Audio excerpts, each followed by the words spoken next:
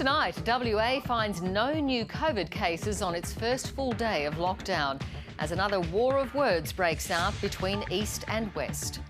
Good evening, I'm Juanita Phillips. This is ABC News.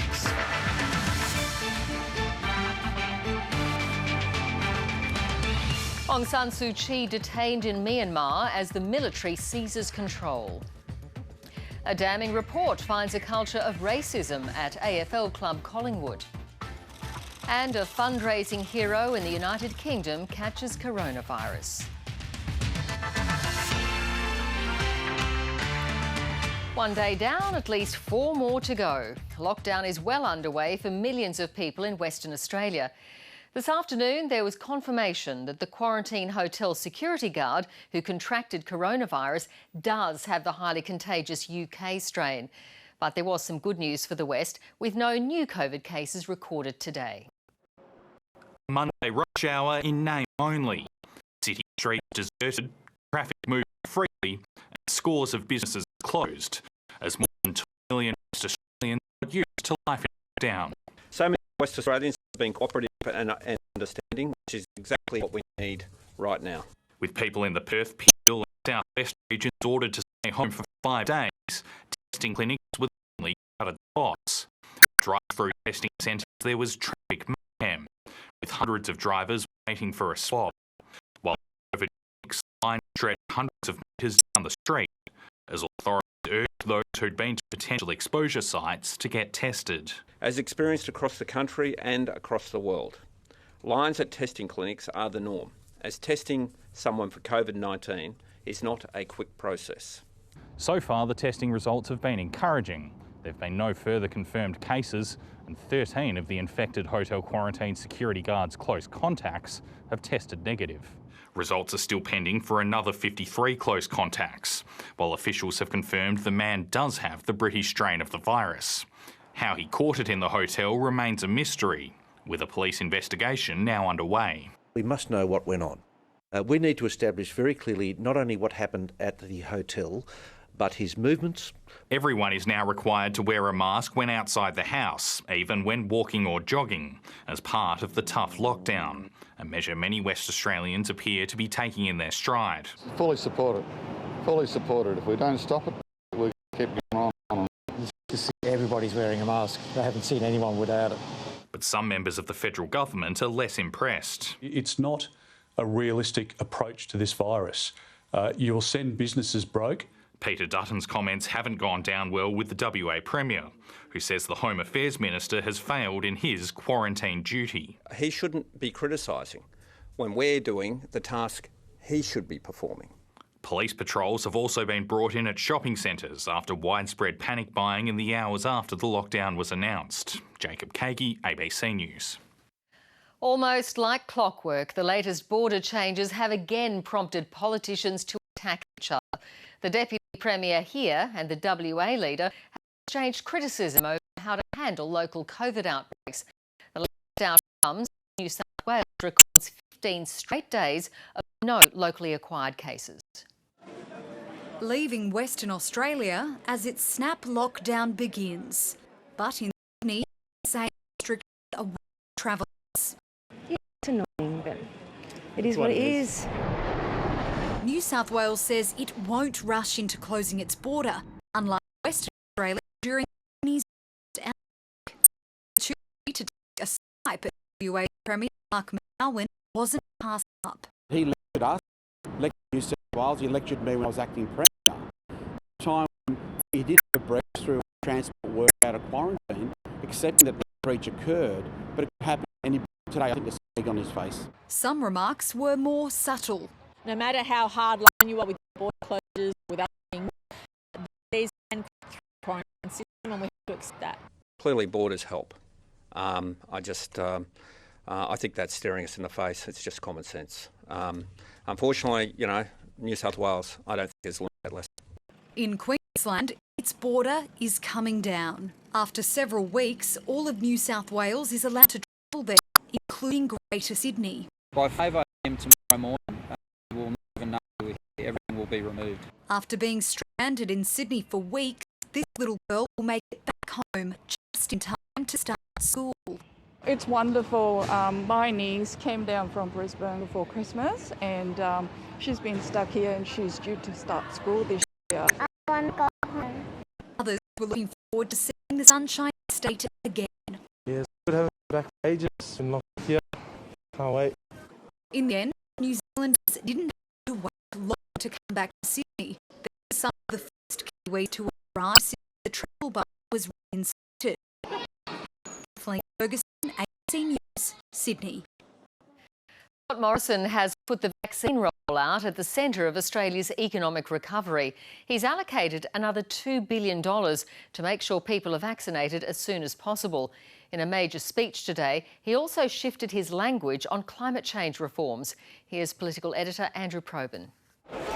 2021 under COVID now has its own political slogan, fit for a possible election year. Stronger, safer, together on the other side. Scott Morrison distilling the challenge, ensuring economic recovery through mass vaccination of the population. Now, this will be one of the largest logistics exercises ever seen in Australia. More than 25 million Australians to receive free jabs, starting with the frail and vulnerable later this month. Nationwide inoculation boosted by a $2 billion top-up to the vaccine budget. This will ensure we get the vaccine to all Australians, including people in rural, remote and very remote areas. All while weaning the economy off government support. The PM reaffirming the JobKeeper wage subsidy will expire at the end of March as planned. We are not running a blank cheque budget. In places like Cairns and elsewhere, it will mean small businesses hit the fence and workers lose their jobs. But businesses that receive JobKeeper only to later chalk up tens of millions in profits paid out in dividends and executive bonuses won't be asked to repay. I'm not into the politics of envy, Mark. I leave that to my opponents. This is a government that has its priorities all wrong. The economic recovery is wholly dependent on a successful vaccine rollout. And this will be Scott Morrison's near obsession for the next 9 months. Because if he's to call an election for later this year, it'll be on the rollout that he'll be judged. The PM's indicating little patience for frolics on other policy fronts, but today he did shift his language significantly on a prickly issue inside the coalition, climate change. Our goal is to reach net zero emissions as soon as possible and preferably by 2050. If he wants to commit to net zero emissions, he should just say so. We'll see how it goes. That might eventually happen, in spite of some in the coalition party room. Andrew Probyn, ABC News, Canberra. The leader of Myanmar's elected ruling party, Aung San Suu Kyi, has called on her nation to reject military dictatorship after the army seized power in a coup. Suu Kyi was detained along with other members of her National League for Democracy.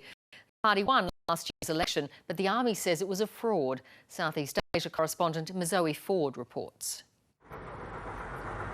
Myanmar's military moved in before dawn with coordinated raids in cities and regions. Their main target was the country's leader, Aung San Suu Kyi, followed by other senior government figures.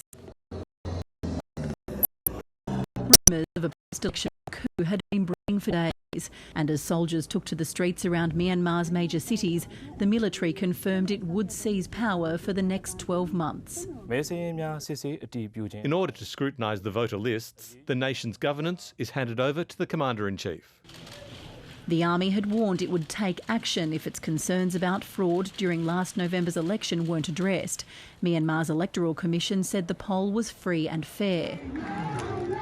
Aung San Suu Kyi's National League for Democracy party won in a landslide with 83% of the vote. Myanmar has literally only come out of 50 years of military 10 years ago, and it's just a reminder of how fragile its democracy really is.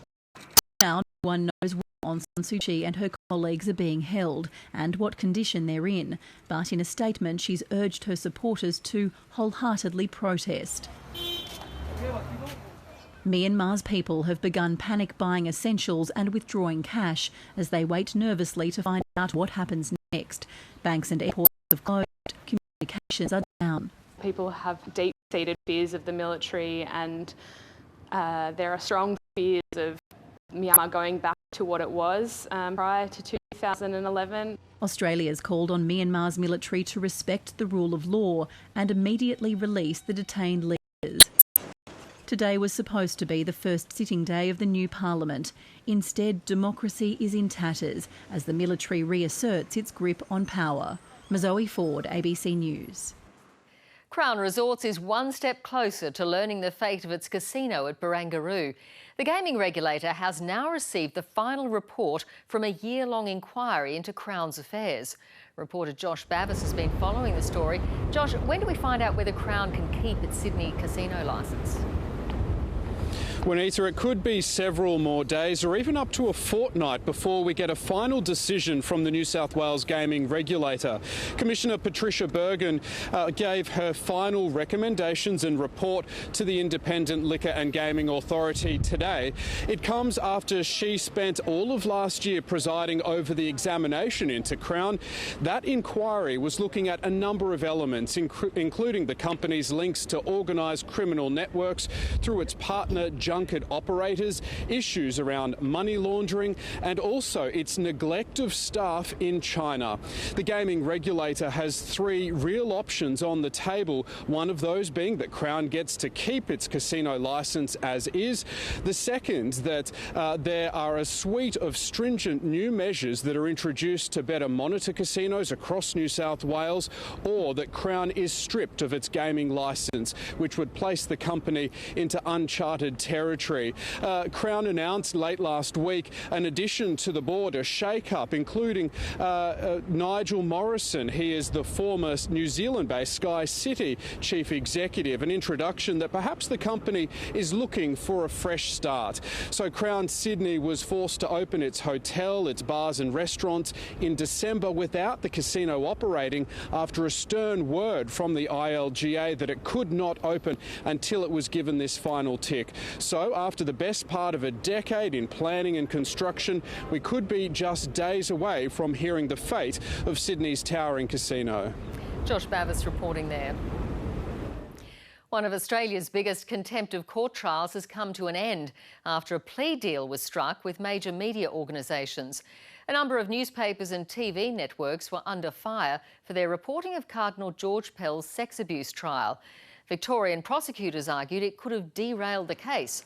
As part of today's plea deal, a dozen organisations, including the Nine Network and the Herald and Weekly Times, will plead guilty to breaching a suppression order. In exchange, prosecutors will drop 12 charges against the organisations, as well as 58 charges against their journalists. Cardinal Pell has since been acquitted by Australia's High Court.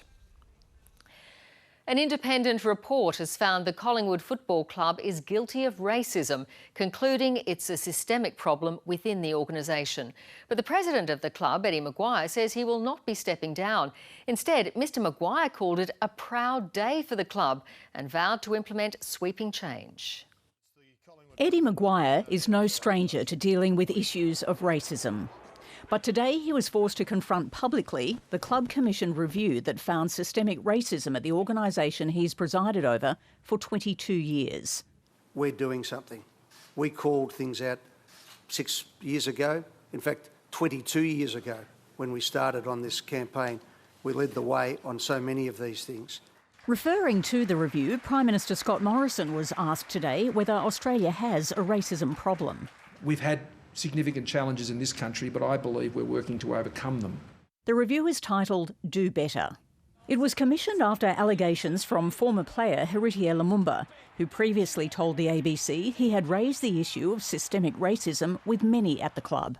This is 6 years after the fact. Now they're investigating it. I was raising this issue with coaches, with board members, with people in psychological services.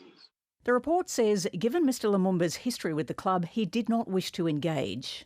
We want to engage with Heritier. He's one of our guys. The review was handed to the Collingwood board back in early December. Only days later, the president, Eddie Maguire, announced he'd be standing down earlier than expected at the end of 2021, saying he thought he still had much he wanted to achieve. To drive through these agenda items. This is something I've been very passionate about. While the president still believes he's the man to fix Collingwood's racist past, some supporters believe Maguire needs to step aside to rebuild trust. I know it's popular to pile on Eddie Maguire. He's that sort of figure.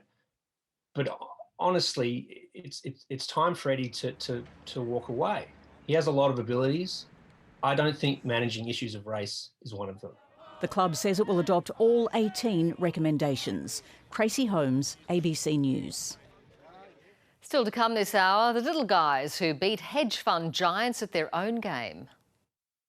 They're trying to send a message about the system being unfair, being manipulated, that historically it's been manipulated by the big guy, and now the little guy is going to manipulate them back and beat them at their own game.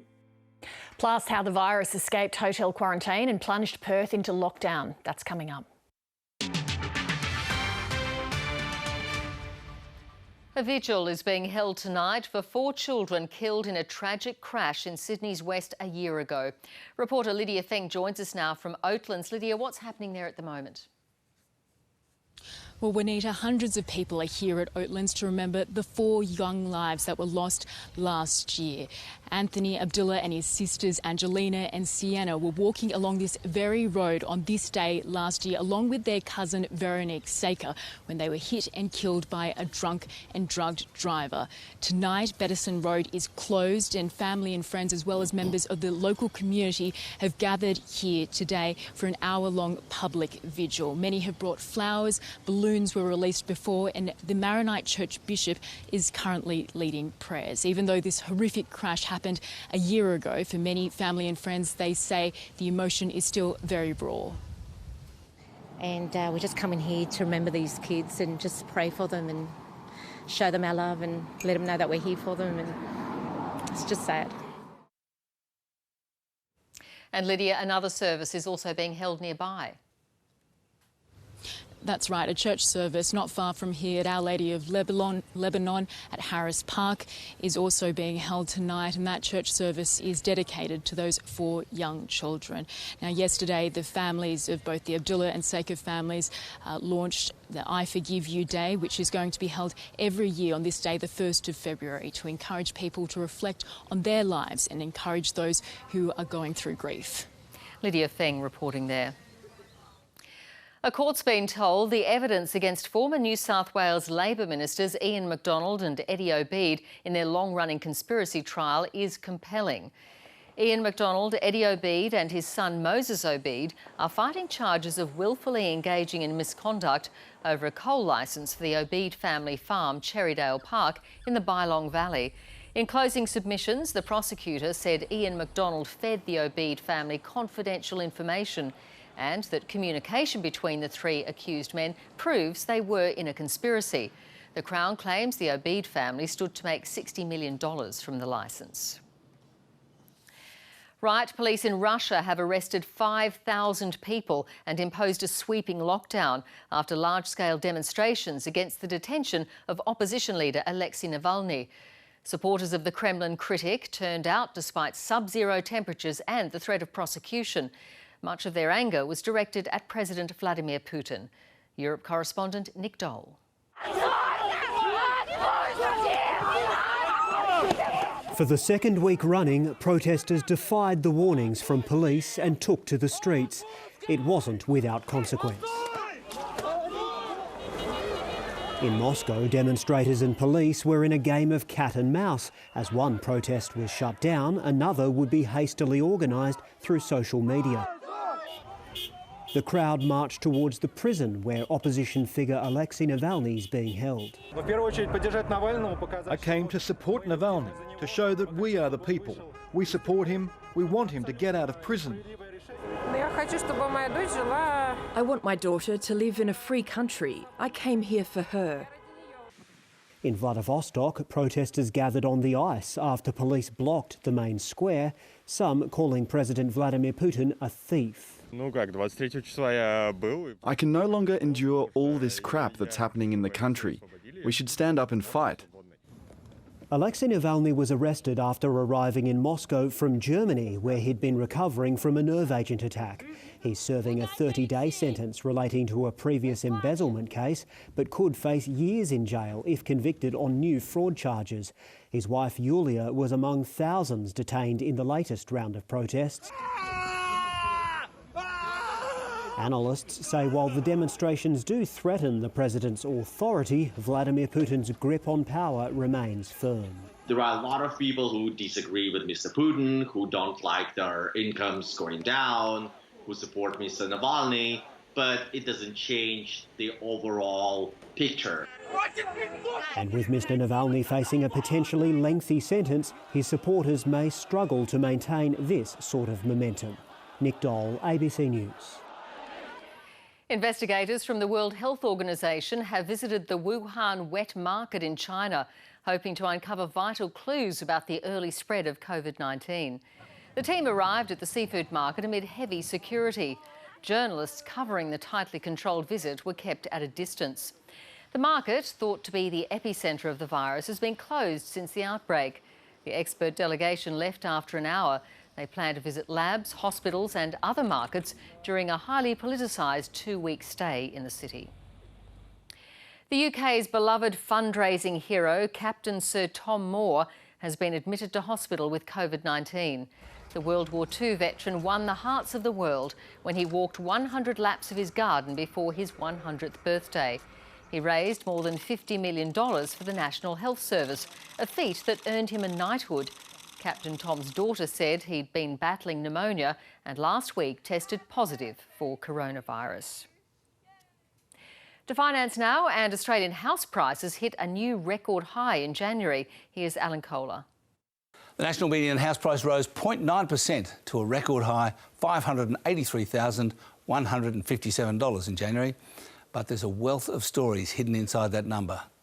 Perhaps the biggest story is regional versus capital cities. Now, the last boom between 2016 and 2018 was all about the capitals. During the pandemic, regional prices have gone up 7.9%, while capital cities overall have barely moved. But there are huge differences between the cities. In the last boom, it was all Melbourne and Sydney. This time, they've gone backwards, and Darwin, Canberra, Hobart and Adelaide are the big winners. Finally, the 2020 pandemic downturn lasted 5 months. The one in 2018-19 went for 20 months. Unsurprisingly, the other thing that's booming is housing lending, up by a third year on year, according to data out today from the ABS. And that's mostly about loans for new construction, which have doubled since the government's home builder grant started last June. And today's final piece of good economic news was job ads, counted by ANZ. The index rose in January for the 8th consecutive month. The local share market produced a huge turnaround today, from being down 1.5% in the morning to closing 0.7% higher. And that came after a fall on Wall Street on Friday, although the stock of the moment, video game retailer GameStop, jumped 67% to $325 after freaked-out brokers reinstated trading in the company, which has become the focus of a war between small traders on social media and the Wall Street establishment. And finally, the Australian dollar slipped to 76.5 US cents. And that's finance. WA's lockdown has thrown some sporting codes into chaos.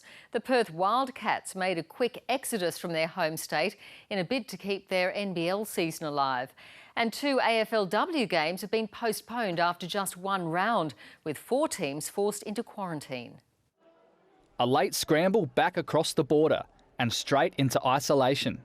Adelaide's AFLW players will have to quarantine for 2 weeks after a win in the West, leaving the league's fixtures in limbo. We know it's a challenging and changing environment with this COVID situation, but you know, let's be honest, it's not really about us. It's about the health and well-being of our community, and that's what's paramount. On the same flight were the Giants, who've now travelled back to quarantine in Sydney, but only until Friday. In the West, the Eagles and Fremantle's AFL and AFLW players are restricted to just 1 hour of outdoor exercise a day with 1 teammate, while in other states, opposition teams continue to hit the track with no restrictions. Like all of this, we're guided by the AFL. So when we hear from them about what their protocols will be, or what happens. We'll just wait and see. The Perth Wildcats have escaped their home state lockdown, temporarily relocating to Sydney. It's forced the postponement of their Friday night NBL clash with New Zealand. The Breakers will stay in Adelaide until Thursday before travelling north to face Cairns.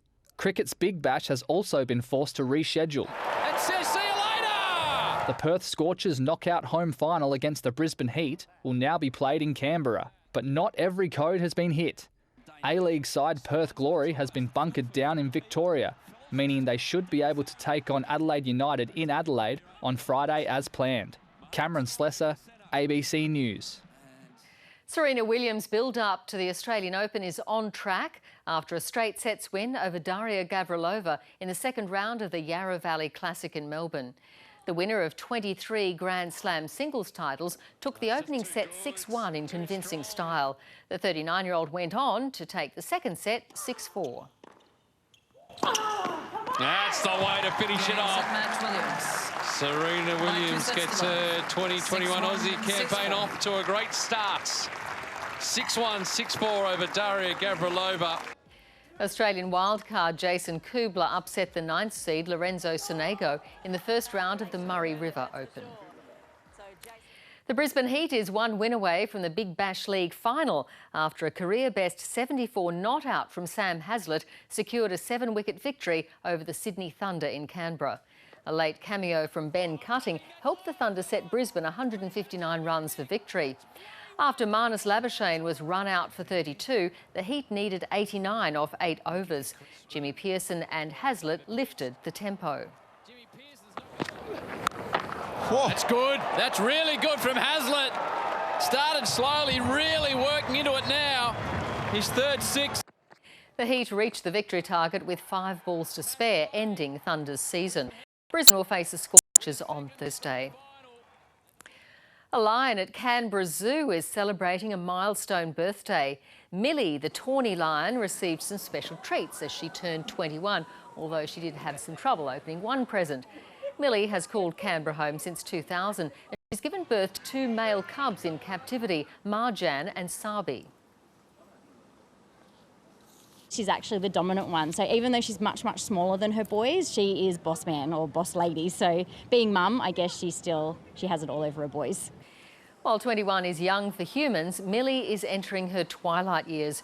Tawny lions generally live up to 15 years in the wild, but in captivity they have been known to live to 30. Time for the weather now, and there's a band of severe thunderstorms again over the inland, Graham. Yes, and it is moving east, should reach the coast overnight. It is bringing the potential of damaging winds and heavy rainfall as it moves east, and we are starting to see some really quite decent totals, particularly through parts of the southern ranges. We'll go through some of those shortly. In Sydney today, it's been a warm and humid day. That's due to northeasterly winds. Our tops range from 25 to 30 degrees. There is the possibility of heavy falls with thunderstorms overnight. Now, cloud and thunderstorms developed along the trough over the inland, and that will cross the southern half of the coast overnight. Batlow has recorded 30 millimetres, 42 at Kapuka west of Wagga, 10 millimetres at Cobar, and in the past hour or so, Orange Ag recorded 47 and 20 to 25 around the ACT. There was also some strong wind gusts, 72 kilometres per hour at Burke and Canberra. Now, that front crossing Tasmania is actually helping to draw the trough east in New South Wales. It's also going to result in a cooler and gusty southerly change reaching the Coffs region tomorrow evening. Heavy falls are possible overnight with thunderstorms, and the inland trough will remain in its position with showers and storms still a possibility for parts of the state through the remainder of the week. Darwin and Sydney will be the wetter of the capitals tomorrow, and it's the last day of the heat for Perth, but it will remain windy there. So the showers and thunderstorms could trigger some locally heavy falls in the morning, especially in a band from about Maruya to Sydney and then inland through to Walgett.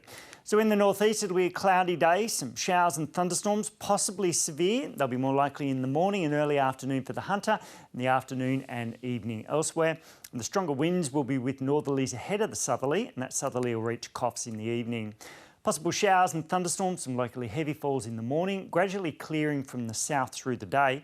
We've got gale force winds with and behind the southerly change that'll reach the Illawarra early morning. Mostly sunny in the far west and south of the state. We've got a band of thundery showers crossing the remainder, some possible heavy falls overnight and at first tomorrow. We've got strong winds on all the waters tomorrow. That's with that morning gusty southerly change. Lows of 17 to 19. Our tops reaching 22 to 24. Overnight showers and thunderstorms with locally heavy falls, but they'll ease off as we move into the afternoon. It will remain humid but mostly dry for much of the remainder of the working week. Just the potential of a few showers at this stage as we start to move into the weekend, Juanita. Thanks, Graham. Lee Sales is here now with 7:30. Hello and welcome. Good to be back with you. Almost a year on, the